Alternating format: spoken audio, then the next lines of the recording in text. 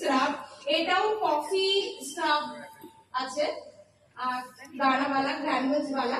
এটাকেও সেম আমি যেরকম এর আগে বললাম যে স্ক্রাব লাগিয়ে আমরা যদি মনে করি খুব ট্যান রয়েছে স্কিনেতে, ডিট্যান আলাদা করে ইউজ করব না, তো এই স্ক্রাবটাকে আই এরিয়া অ্যাভয়েড করে 7 থেকে 10 মিনিট পর্যন্ত ছেড়ে দিতে পারি, বা আমরা যদি মনে করি 4-5 মিনিটই রাখবো সেটাও রাখতে পারি।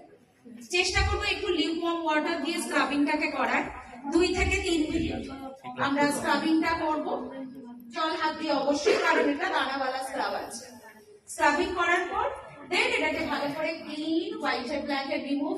তোমরা যদি মনে করো এখানে একটু স্টিম দিতে চাইছো, তো ওই যে 10 মিনিট লাগিয়ে রেখেছো, দেন একটু স্টিম দিয়ে তারপরে তোমরা স্ক্রাবিংটা স্টার্ট করতে পারো বা নাও দিতে পারো। তো সিম্পল স্ক্রাব দিয়ে আমরা ডিট্যানিং এন্ড স্ক্রাবিং দুটোর কাজ করে নিচ্ছি। করার পরেই